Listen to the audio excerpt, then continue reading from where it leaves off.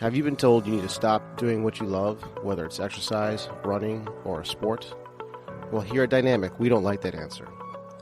In this podcast, we'll talk to leaders in the health and wellness space from Southwest Florida to get the solutions you need to get you back to doing what you love. Welcome to the Dynamic Naples Podcast.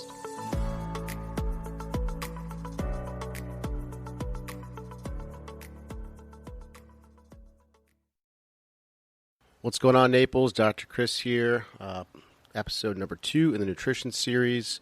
I'm excited for this one. I really took my time prepping this one, getting all my facts straight. I had to write it all down, so I want to make sure all the information is accurate. This one goes into some of the history and really sets up the whole season. And this is probably going to turn a few heads. This information to me was a game changer.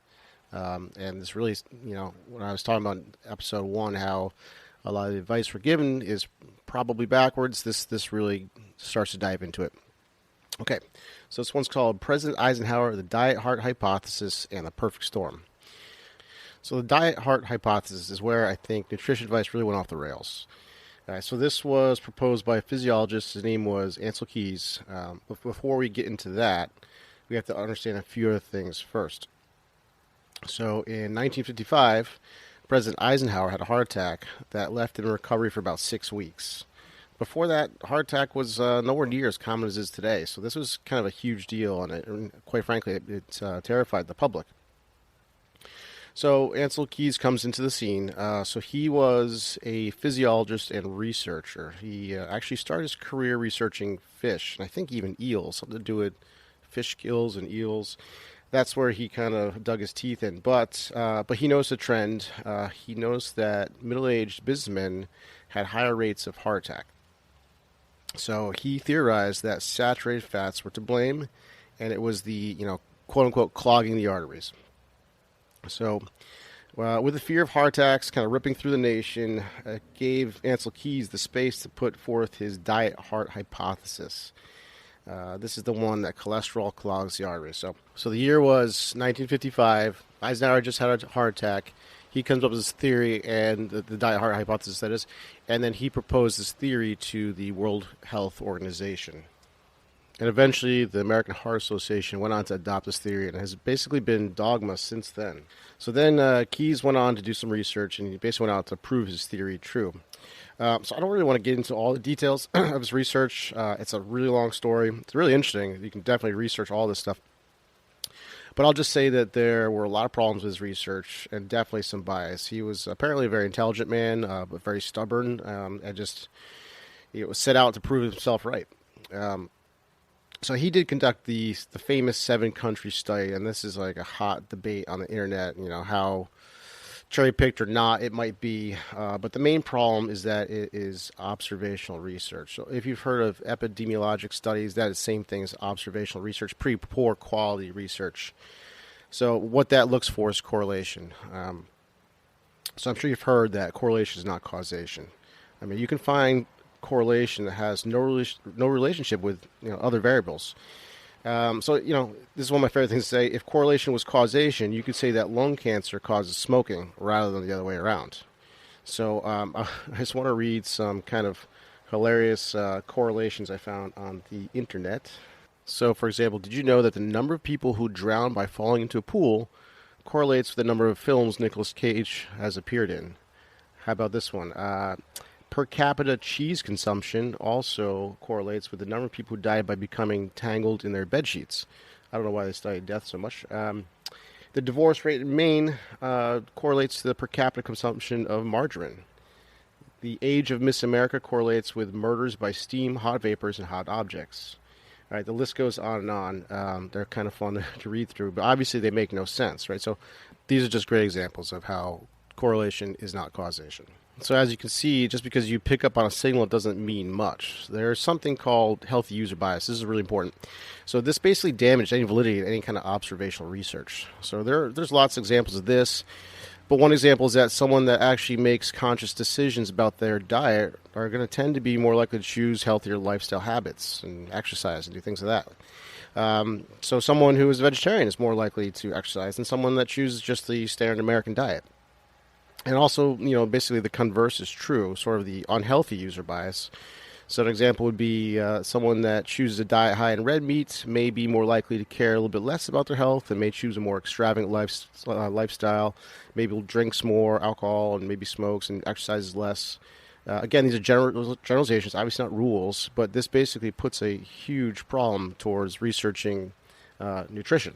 In fact, some of the better controlled research, dates back a while ago. Because a lot of these studies are unethical. They're done in populations like people. There was one study where it was conscientious objectors were put on a starvation diet and were basically in like a form of like a concentration camp. So it was very easy for them to do a controlled study on them. But we can't really do studies like that now because we have ethics. So anyways, this is where the fear of fat and the fat-free craze came from with this whole diet heart hypothesis. Meanwhile, the sugar industry was stirring something up. They took a strike at our own health and nutrition as well. So in the 60s, this sugar industry paid scientists to blame fat as opposed to sugar for heart disease. So there's already like a building level of evidence that sugar was implicated in heart disease. And I'll make sure to post just one of the many articles, one of the newer ones actually, on this in the show notes. So the president of the SRF, that's the Sugar Research Foundation back then, Henry Haas, his name was, he said in a speech that they could reduce Americans' fat intake and recapture it in the form of carbs. They could increase their per capita consumption by more than a third. So obviously quite profitable. So the Sugar Research Foundation sponsored a team at research team at Harvard to downplay the role of sugar.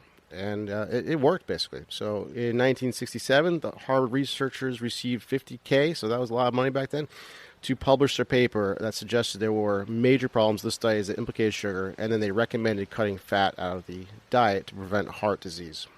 So this was in the New England Journal of Medicine, and back then they didn't have the conflict of interest disclosure. That wasn't really required in that journal until 1984. So, of course, it wasn't disclosed that the sugar industry had basically bought the research. And this isn't research. It's a bribe. So, we should just call it what it is. So we had a bit of a double whammy. On one side, we have the diet heart hypothesis telling us to avoid saturated fats. On the other side, we have big sugar-paying researchers downplay the risk of sugar consumption. I should point out that corn is the number one crop in the United States. And I'm sure you've noticed that corn syrup is in just about everything. So the sugar industry won big a while ago and has been reaping the benefits for decades, but at the expense of our health. So I'll give you a spoiler now. I'll be doing a whole podcast on sugar and more specifically insulin resistance. Just know that insulin resistance develops over a lifetime of a diet high in carbs, aka sugars. Insulin resistance is the underlying issue of almost all the conditions that we have to deal with in this country, such as diabetes, high blood pressure, heart attack, stroke, and the list goes on. There's actually a great book called Why We Get Sick. It's by Benjamin Bikman. That's Bikman. And he outlines this whole topic, and it's a fantastic read. I'll post that in the notes as well. So the other part of this is like a perfect storm. So the recommendation at the time was to avoid saturated fat and ingest more unsaturated fat.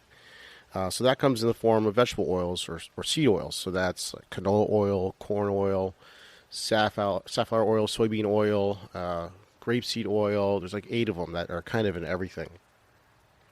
In fact, at one point there was a physician, again from Harvard. His name was Frederick Stair, and he recommended having spoonfuls of vegetable oil as medicine, basically, which is horrible. And I'll also just point out that Kellogg's funded $2 million to the Nutrition Foundation at Harvard back in the 60s. So now we're avoiding saturated fat that we've evolved to eat, and is what the nervous system is made out of, by the way. And we're eating more vegetable oils, and sugar's okay. So I'll be doing an entire episode on vegetable oils and how terrible they are for you. So with all this advice, it's no wonder that diabetes is on the rise. Yes, diabetes is a term being used these days. And worst of all, it's hitting our children. Rates of childhood diabetes are skyrocketing. So I don't think we should be surprised. The further we get away from the diet that we evolved to eat, the worse our health becomes. So I'm going to stop there. I really want to lay this one down because this sets up the foundation for the rest of the series. I'll be talking to you soon. Do you have unexplained pain, or do you wonder just how healthy you are?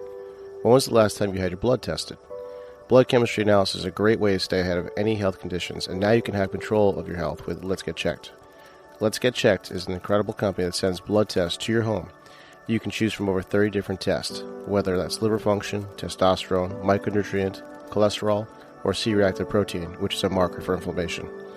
It's sent to you with free shipping, and you get your results in 2 to 5 days, no physician referral needed.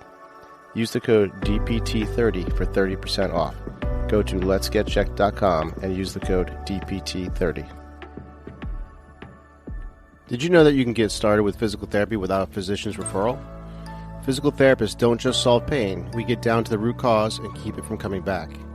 We also discuss all things health, such as nutrition and lifestyle changes. If you feel that you could use some help, let's get on a free consult call. Go to www.dynamicnaples.com and sign up for a free call. Also, if you like this podcast, please give us a rating wherever you listen to podcasts. It helps us spread the message. Thanks for listening, and we'll see you next week.